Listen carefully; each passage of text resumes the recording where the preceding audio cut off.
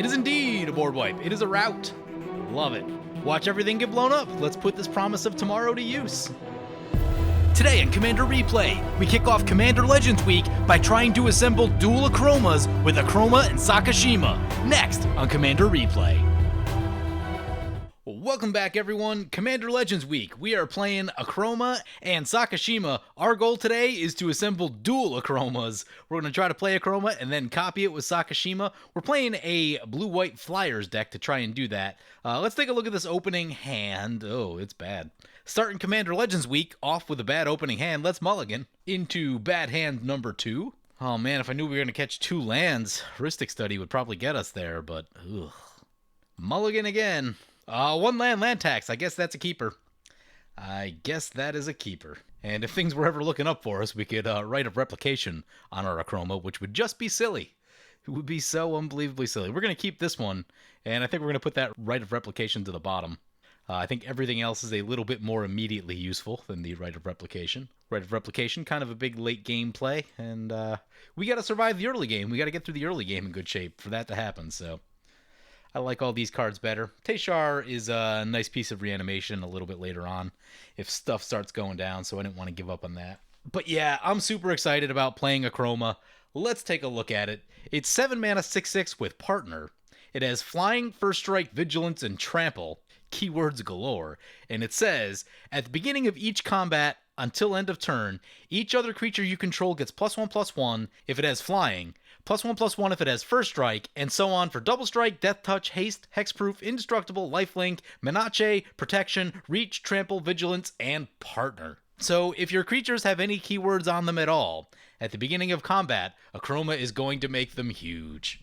I'm not exactly sure why, but one of the first things I thought of doing with this is just, let's try to make 2. Let's try to get 2 of them in play and see if we can play a bunch of cheap flyers and then make them all giant. That was the first place my mind went, so that's what we're trying to do today. Brings it back to our turn. There's a Safara, a super expensive creature that's going to be a long time. Luckily, we're not playing first, which should make this land tax pretty decent. So land tax. So there's a few cute things going on in this deck. Let's go take a peek at it real quick, actually. So here's the deck list. See a fairly nice tapering mana curve. Couple things at the top end, but not too much. Just enough to make it interesting. But right here, I made a pile of all the newer cards in this set. So this is everything that's Ikoria or newer. We got about 12 cards in the deck. A bunch of these are from Commander Legends. We've got Ixidor in the deck, Fall from Favor, which I want to test out. This is from Zendikar. Glasspool Mimic is in a clone/land. We've got Malcolm. Crystalline Giant is from Ikoria, but eventually it'll get flying, right? If it stays in play long enough, so that seems interesting. Keeper of the Accord looks really good, hoping for the ramp on that. Sakashima's Will, because of course. Siani, Eye of the Storm, seems interesting. Probably wants the Scry Commander more than anything, but I just decided to throw it in here. We'll test it out, see how it goes. Steel Plume is out of Jumpstart, and no one is able to get their hands on Jumpstart, so it's new enough, right? If you haven't seen it before, it's probably new. And then we've got Kangi in the deck, and actually we missed 1 card. We missed 2 cards, actually. Promise of Tomorrow, and Akroma's Will also in the deck, so 14 new cards in the deck. And yeah, we're going to try to look at as many new things as we can. There was a couple things I couldn't get a hold of as it comes back to our turn here with the land tax trigger. But I wasn't able to get a hold of Court of Grace and Sphinx of the Second Sun for this filming. But both of those would probably make a lot of sense in this deck. But the set just came out the other day, so some things are still really scarce and just hard to get a hold of. So, yep. So yeah, we took 3 lands with land tax, and we drew a basic land, because of course. That is how it goes. Let's play an island, drop this Stormscape Familiar, and we'll pass like that. One thing I noticed while building this deck is that there's like quite a few of these birds or flying creatures that reduce the cost of flying creatures now. If you're doing like a blue-white flyers kind of thing, there's like probably about 3 of these, which is a lot, actually. So you're able to get a lot of ramp out of your creatures, which ups the ramp count for this deck, which is nice because, you know, Akroma is 7. 7 is not super cheap. And ideally, if you cast it, you'd still like to be able to hold up something else on your turn. So, you know, lots of cost reduction is nice. So this deck is kind of a mishmash between, like, a Kangi Birds deck and an Odric Lunarch Marshal deck, kind of taking the two, mashing them together. Initially, there were more ground creatures in the deck, but then I needed to get down to deck size, so I just cut a bunch of the ground creatures and went deep into the Flyers theme, so that's what we're doing. That is what we're doing. Opponent casts their commander, Juri, Master of Revue, coming into play. We'll take a look at it. Whenever you sacrifice a permanent, put a +1/+1 counter on it. When it dies, it deals damage equal to its power to any target. Pretty good. If you're doing a sacrifice theme, seems solid. Oh no, that's a Sarkhan's Unsealing. Sarkhan's Unsealing has the ability to like wipe our board since we have a bunch of small flyers, or at least we will, over the next few turns here, so that's not great. Brings us back to our turn. I'm not going to land tax yet. I don't want to discard the hand size. Play the Windswept Heath, crack the Windswept Heath. Anything to do on 4 mana? Actually, we could cast Teshar, but do you want to cast Teshar this early in a game? I don't think you do. You want to cast it after the board wipe, so that being the case, I think I'm just going to get something tapped. We'll get a Mistveil Plains. And, yeah, we'll poke someone, and then dragons are kind of scary, actually. Let's poke Kithron. Dragons are no good for us. Boop, down to 36, and we'll pass like that. Farseek for the Marisi opponent. Let's take a look at what our opponents are playing. First up, we have Mockfire piloting Marisi, Breaker of the Coil. Your opponents can't cast spells during combat. Whenever a creature you control deals combat damage to a player, goad each creature that player controls. So powerful.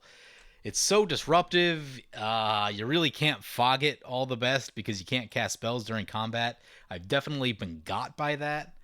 Marisi is just a really good card, and we've seen their deck a bunch of times. It's going to be Naya Good Stuff Combat, so it's pretty powerful if you let it go.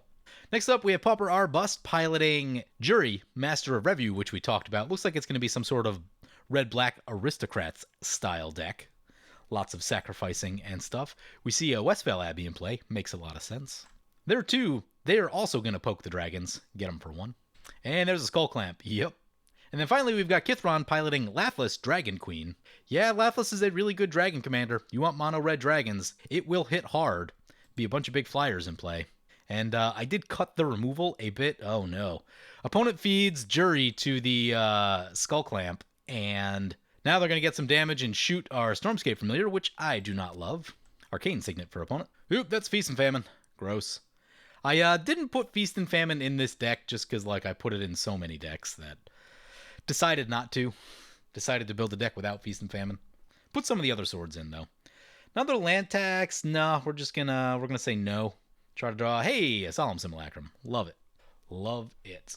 Yeah, I mean, if we play Teshar right now, it probably just gets shot. So I think the safest thing to do is play the Solemn Simulacrum. Because we don't really care if this one gets shot. Solemn Simulacrum into play. We're going to get a second island. Just because we don't seem to have one. But we do also want to be working toward a Maria. So after that, we'll probably go mostly plains on any land drops that we get. But the thing we could have done is gone Teshar this turn. And then like Thran Dynamo or Solemn next turn, get back the Stormscape Familiar. But I think that leaves us exposed to the Sarkhan's Unsealing. And it looks like they have enough to cast their commander, so yeah. Oh no. So opponent Chaos Warped the Sarkhan's Unsealing and hit their way into a Sunbird's Invocation. That is so much worse. Well, they're both good. Sarkhan's is a lot of board control. Sunbird's Invocation is like a game-winning amount of value. I've talked about it. I don't think I've ever lost a game where Sunbird's Invocation stays on the battlefield. It's just so much value. Impulsive Pilferer coming in for opponent. Nice. I talked about this one in the review of Red that I did for Commander Legends, and it's a fairly narrow card, but I think it will show up in certain places, and this is one of those certain places, so they play it, and they immediately feed it to the Skull Clamp, and they're going to get a treasure and draw 2 cards, which seems very good. Consider me jealous. They're back up to 7. We need to draw some things that, like, aren't lands. That's what we need to be doing. Initially, this deck started off with a ton of removal and a ton of card draw, like you might expect in a blue-white deck, and then it ended up getting really creature-heavy as I started cutting stuff. And much less removal, much less card draw, which is a little bit scary. There's a Bloodthirsty Blade for opponent, going to be super disruptive for when we want to attack things. Mana Crypt Flip for opponent. It looks like opponent has accidentally F6 their turn, so we'll get a free turn before things start getting out of control, which honestly we're probably going to need. I mean, they went Mana Crypt into, like, you know, super fast stuff, so we could use the help. Opponent did get down a Cabal Coffers last turn. We'll have to be careful of that. There's a Nykthos. Let's get the Nykthos into play. Actually, check on our white sources. Yeah, let's get the Nykthos into play. Let's get Tashar into play. Oh, actually, you know what we should do? Maybe we should Sakashima on Solemn Simulacrum. Yeah, let's do this. Let's go Thran Dynamo. I'm going to Sakashima our Solemn Simulacrum. 1 for more ramp, and 2 if something should happen, then we get to draw cards, and I think we need to be doing that, so. Copy our Solemn Simulacrum. We get an ETB. And now we've ramped, which I like. Get a planes. Pass like that. Actually running a little bit low on basics, now that we've land taxed a bit. Yep, might as well keep poking him since he's super far ahead. Down to 33 they go, and we'll pass like that. Even Mind Sensor for opponent. Well, glad we got all of our searching done before that came in. And opponent's going to Vampiric Tutor in response to the Avon Mind Sensor. Love it. Love it. Wonder what they're going to do. Wonder if they want to get rid of the Sunbird's Invocation. It's super scary. Opponent's going to Encore their Impulsive Pilferer. Yeah, treasure tokens. Feed them all the Skull Clamp. Feed them the Skull Clamp. Drawing cards, making treasures. And opponent's going to save 1 to attack Lathliss. Sure. Slowly chipping them away. They've been attacked like 4 times, and they're still at 32. And Skull Clamp last Pilferer. Yeah, it's a lot of card draw and a lot of treasures. Next turn, they'll probably be able to do some cool stuff. Opponent's going to Bloodthirsty Blade our Commander Solemn Simulacrum. They drop in an Expedition map at the end step. We should probably start paying a little bit of attention to them. They've drawn a lot of cards now. Have extra mana. Ooh, they got Urborg in too. That's a lot of extra mana. Yeah. A few things to worry about in this moment. We need to draw like another nice creature, I think is where we want to be. If these got blown up, I would not be sad. But seems unlikely unless it was like a Vandal Blast maybe. There's not enough creatures to really justify a creature board wipe right here. Here comes a Hellkite Igniter. Yep, that's serious. Into the Sunbird's Invocation. Into a Mana Geyser. Well, that might be awkward. We'll see if they have another spell to follow it up with. But at the very least, they can get their commander in if they want. Oh, and they could... Oh... And they could, like, suit up Hellkite Igniter and put the Feast and Famine on it, pump it up a few times if they want to. Yeah, it looks like they're going to equip it. That worked out really well for them. Do they have a second spell? They do! It's a Utvara Hellkite. We're going to need to shoot that. Into the Sunbird's Invocation. At that much CMC, they're definitely going to hit something. Into a Gauntlet of Power. Ugh. Yep. Here comes the pain. Pump the Hellkite Igniter. It's now huge. It's a 12-8. Who's getting it? We're getting it. They're going to make a 6-6 flyer. Yep, at least we can just discard a land. No blocks. Well, the good news is they'll probably move this if they don't just immediately wipe the board. Feast and Famine hit. Discard a plains. You know what? We probably won't get any land tax triggers for a while because we've solemned twice. Here comes Lathliss. Board wipe is needed. Move the Feast and Famine. Yep. Promise of Tomorrow, you say. Whenever a creature you control dies, exile it at the beginning of each end step. If you control no creatures, sacrifice it. Return all exiled creatures to the battlefield under your control. Let us play the plains. What abilities does this have? Flying, First Strike, Vigilance, Trample. First Strike is a big deal against 6/6s, but it does look like most of them have outgrown that. Could block that one. That's something to keep in mind.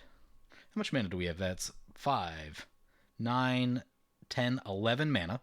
Akroma is 7. That would be 10. That would make us 1 short of sitting on Reality Shift. I think I'm going to go to combat first. Send in the Solemn Simulacrum to Kithron. If they want to block it, that's fine. Nope, no blocks. Don't want to give us the draw. I think my plan is to go like Tashar, Promise of Tomorrow, leave up Reality Shift. I'd love to be able to do more than that, but I don't know. It just doesn't seem like we can at the moment. Our Devotion to White is 3, so mana neutral on that. Next turn, if we get like Akroma and Sakashima, we'll be in pretty good shape. I mean, someone probably has to play a board wipe now, so that is what it is. Mock finally hits his 3rd land. Kept kind of a risky hand with the Soul Ring. Does have 2 white. Hope it's a board wipe. It is indeed a board wipe. It is a rout. Love it. Love it. Watch everything get blown up. Let's put this Promise of Tomorrow to use. Do we want to send our commander to the command zone? No, because if we exile it, we should be able to get it back. So we get to draw 2 cards right here, and we badly need to do this. Draw. Sky Hunter. Sweet. A flyer. And another flyer. Excellent. And then we exile the thingies. Send to the command zone, and no. Oh, actually, you want to know what I think is going to happen? I think because of timing, I don't think Sakashima is going to be able to see Solemn Simulacrum. This may not work out the way that I want it to. But even still, just getting another Solemn trigger, still worth it. So, Promise of Tomorrow, going to sacrifice at the end step here. We get 3 things back. Yeah, okay. It comes in as a 3-1, but it's not able to copy anything. That makes sense. Use a Solemn ability. Let's get a Plains. We're on 6 planes for Emeria currently. Pauper making a ton of mana. Yep. Cabal Coffers recasting their commander. Oh, I should have put a Hall of Heliod's Generosity in the deck to be able to get the Promise of Power back. That's a Liliana Dreadhorde General. Gross. At least if they want to sack 2, we draw with Solemn and we get rid of Sakashima. Oh, they're going to make a zombie. All right then. Not wanting to give us additional draw and Sakashima abilities, I guess. Gonna move the blade to the Teshar. Sure. Someone's probably about to get whacked right here. Skull Clamp. What'd they Skull Clamp? Oh, maybe just putting it on a zombie? Yep. 3-1 zombie. That has 7 loyalty on it. Probably gonna have to deal with that. Don't have haste, though. What I don't like is that 2 players have 6 cards in hand, and this one's been drawing a lot, with the potential to draw more. Which, you know, in black-red, there's a lot of removal in black-red, so that's not great. It's not great. Sword of Sinew and Steel off the top would be fantastic. Shoot an artifact, probably this Feast and Famine, shoot a Planeswalker, this Liliana. That'd be exactly where I want to be. Opponent loses another flip, down to 25. Terror of the Peaks, no. Is this an ETB? Yeah, it's an ETB. We can reality shift it if necessary. Sunbird's Invocation. Oh no, Dragon Tempest, not Dragon Tempest. We need to blow up enchantments. Dragon Tempest is bad. 2 Dragon Tempest triggers. They're going to ping the Liliana. Oh yeah, that brings it down to 6, and now they can just attack it in the air. That seems good. The enchantments are scary. Heliod's Intervention would also not be terrible. Here comes Lathliss. Yeah, we're probably going to lose something. They're just going to 7 this Liliana, no big deal. Lathliss is going to have haste. And they're going to shoot our Teshar. Wonderful. Wonderful. Ooh, opponent's going to Deflecting Swat. Let's see where they want to send it. All right, this could be good. Terror of the Peaks is shooting itself. Wonderful. And now, opponent can send their Lathliss into this Liliana Dreadhorde General, which they're going to do. Fantastic. So that actually worked out really well for us. That Deflecting Swat was pretty huge. Need to deal with the Skull Clamp, too. They're drawing way too many cards. Problems in play. Problems in play. Here's a Path of Exile. Plan right here is probably to get a bunch of flyers and then try to get Sephara to at least protect them a little bit. But Terror of the Peaks is gone. Okay, Dragon Tempest will take like a little bit more effort to do the thing. Yeah, we're going to try to get a bunch of flyers in this turn if we can. And then protect them with Sephara. So let's start with Warden of Evo's Isle because cost reduction. Get Sky Hunter Skirmisher. Can we cast Akroma? Akroma will cost 6. What would that look like? And we'd have exactly enough to get Sephara, but we wouldn't be able to leave up the path. No, we only have 3 flyers. Never mind. Okay, so we just have to hardcast Sephara then. And this way we can at least leave up the path. So now, a couple of our flyers are indestructible. That is nice. We still have to attack Kithron. I'm going to send this into Pauper. If they want to block and draw, I want to draw also. Yeah, they're going to block and draw. So they're going to draw 2, we'll draw 1. Maybe not the best trade ever, but we're just low on cards, so it's a No Catcher's Monument. It's fine. Can make bodies. Bodies are helpful. Mock finally hits another land. It's Marisi. Yep. I'd actually love to catch Mask of Memory off the top for our Sky Hunter.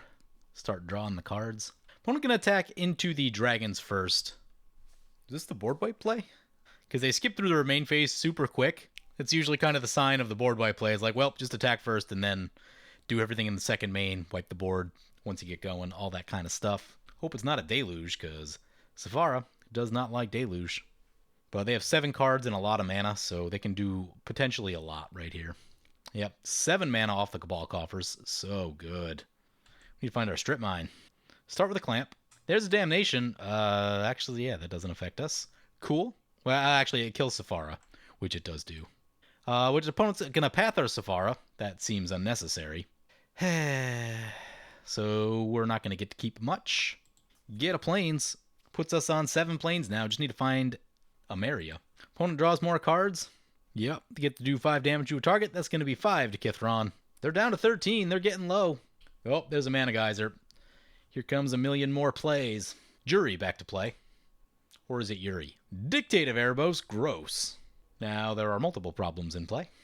Oketra's Monument will help us a little bit with the Dictate. They don't seem to have a ton of creatures yet, but doesn't mean they can't get there. Cracks the Expedition map. Viscera Seer. It's bad, especially with the Dictate. They're just going to clamp it right away. Okay. Yep, they are drawing a lot of cards. Although they just recently passed us because of like all the land tax and Solemn Simulacrum triggers that we had. Anax is also very good. Skull Clamp on the Juri. Opponent land per turn, so they can only cast their commander, which doesn't trigger Sunbirds. But it does have haste, and it will come in and it can ping something for 1. And it's got Feast and Famine, so like, it's not the worst thing. Plus they've got doubled mana, so they can also pump it. Yep, here comes Lathliss. Dragon Tempest trigger. Gonna shoot Pauper in the face.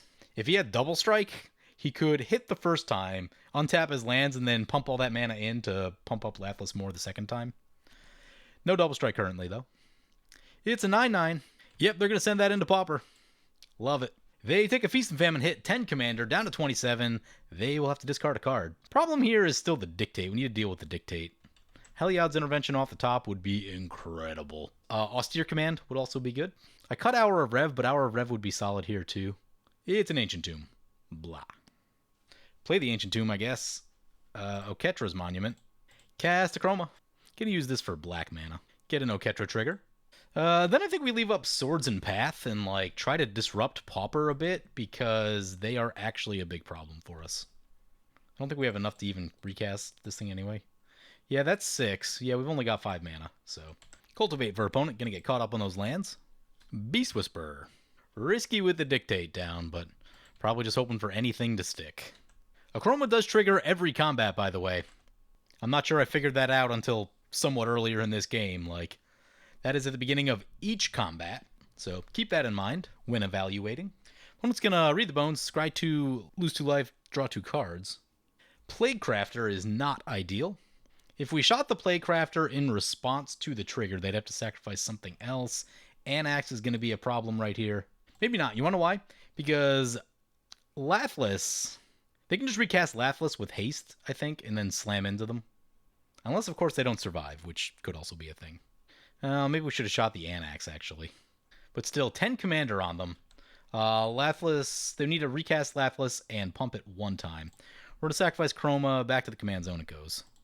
Phyrexian Reclamation is not ideal. Gets back Viscera Seer. Viscera Seer is actually really bad. I would path that. At this point, I'm happier to deal with the dragons than I am with the Aristocrats deck. Opponent taking some damage right here, down to 4. Path to Exile on the Viscera Seer. They're going to sacrifice it, scry 1, do all the stuff. Opponent wins the flip, stays at 4. Ooh. No, I think opponent is 1 short of flipping the Westvale Abbey. I think if they had the Viscera Seer, they could have flipped the Westvale Abbey in response to something. Here comes Lathliss. Dragon Tempest trigger. To the face. Ooh, Volcanic Offering. Gross. That's bad. Gonna hit our Mistveil Plains. And our Nykthos. Rude. Wow, 2 lands. I'm gonna reality shift this Anax. It's just too strong. I know we could like hold that removal, but they've already got the engine going, so get rid of that. It's already done way too much. Dragonlord Servant into the Sunbird's Invocation. Doesn't hit. Come on, Austere Command. It's a Path of Ancestry. Not ideal. It comes in tapped. Does it even make sense to cast Akroma? No, it doesn't. Like, has to be a board wipe. Nothing in this game can happen until a board wipe happens. Elesh Norn would probably solve some issues because all the 2/2s would get blown. Well, it would immediately die, but it would at least clean out some stuff. Board wipe would be better. Zendikar Resurgent for opponent. Awesome. Into board wipe? Come on, board wipe. Not a board wipe. It's a Marisi. They get to draw a card. Yeah, there's no reason to do that. They're just going to get Viscera Seer back and sack everything a million more times. Opponent sending attacks over to the dragons. 1 our way. I didn't see how, but opponent got it a Mikaeus in somehow? I don't understand what just happened. Down go the dragons. Mikaeus is really bad news. Probably should have saved the reality shift, but it won't matter if we don't have like an austere command anyway. Gets back, probably Viscera Seer. Didn't see what it was. Yep, it was Viscera Seer. Skull Clamp. Bloodthirsty Blade on Marisi. Awesome. Whole bunch of triggers. Marisi down. Viscera Seer with Undying. You know, I just have no love for the Aristocrats deck type. It's a lot of this type of nonsense. And I know that, like, I could run more removal, and I probably should have. An hour of Rev would crush this board state and put them back on just like Cabal Coffers, which, you know, there's Strip Mine and Tectonic Edge in here. There are other things. So, yep, here we go. Here's God Eternal Bantu. Yep, trigger all the things again because, of course. Oh, and now they all do damage. Probably just about GG. It's also an 8/8. I think I cut Ugin, too. Oh, Ugin would be so good. Oh, it's another land. Really? Play a land. Need a board wipe out of Mock. Would they sacrifice these? Nah, it's not worth playing creatures. Actually, you know what we can do? No. I was going to say we could like cast Sakashima and just scry one. But opponent taps up for a bunch of mana. Let's see what it is. That's an Urabrask. Opponent gets to draw a card. Their stuff has haste. Opponent's at 21. They have one blocker. If they just put a really big attack together, it's something. It'll be terrible for us because now it's going to be tough to get blockers in. Oh, that's a Gisela with haste. Opponent could just kill them in the air. They might just be able to kill the table. 4 mana left? Maybe not. That's going to be 10 in the air. That's a Wheel of Fortune. We have all of our mana up. We have Cyclonic Rift in this deck, which I will use in a heartbeat if we find. We did not find it. We found all the creatures that we've been trying to draw all game. Fantastic. So wonderful. Hopefully they drew like mostly lands. Sylvan Library. 2 mana left. Literally nothing we can do at instant speed. That's so annoying. If we survive for some reason, it seems unlikely. This has 8 power on it, so like, oh god, it's doubled in our direction. Urabrask is coming our way too. Opponent goes down to 11, but they can probably just win it right here. Yeah, everything in our direction, of course. Where's the Rift? Down we go. I don't know, we had to mulligan down to 6, which wasn't great, and then we didn't catch any of our card draw. That's super frustrating. Yeah, so punish for not enough card draw, punish for not enough removal. Pretty annoyed. I can't stand aristocrats. Ugh. There's a Murderous Redcap. The damage to them is halved, so that's a thing. But get back Viscerous here, sack team. Or at least just sack 2. Get rid of these 2 things. Yep, here comes the sack stuff. Dictate. Gisela down. Yep, and he scoops. No, he hasn't scooped yet, sorry. Well, we're waiting. Yeah, they just scoop right there. There's no way to come back from this. Removal needed to happen. It didn't happen. Ugh. So, we need more removal, more card draw. We did ramp really well, which I liked. Had a lot of mana. The problem is we kept drawing lands when we didn't need to draw lands. The other problem is we just couldn't keep permanents in play. We got our stuff blown up a number of times, and when you can't keep permanents in play, it's tough. It's tough to do things. So that was all super frustrating. I was super excited to play this deck, and then we ran into the Meat Grinder. Not super fun. Not super fun. Maybe Dismantling Wave. Let's bring that back in. I'm gonna bring in an hour of Rev. Never know when you need to nuke the board. I guess we'll cut a Hushbringer. Actually, you know what? Hushbringer would have probably stopped a lot of nonsense in this game. Yeah, maybe Hushbringer's too good. I don't know. Is every game of Commander like this now where like nothing stays in play for more than a turn? Because if that's the case, then Crystalline Giant isn't the best. Yeah, maybe we'll cut that. And I guess we put... Oh, what else do we need? Maybe Dismantling Wave. We need another piece of card draw too, though. So we saw our commanders, and I think the only other new card we saw was Promise of Tomorrow. That's a little disappointing. Probably going to have to run this one back. Oh, Catcher's Monument I think we can cut because we have so many of the cost reduction birds in our deck. So, yeah, there's a few changes to the deck. A little bit more card draw, a little bit more removal. Things we needed in this game super badly. I don't know, maybe we'll run it back, maybe we won't. We'll see. Hope you guys enjoyed this video. As always, feel free to comment, like, or subscribe. Thank you for watching. I want to thank my awesome Patreon supporters. We have one new Patreon supporter, Alex. Alex, you are awesome. If you want to help support the channel and vote on which decks I play next, feel free to check out my Patreon at the link below.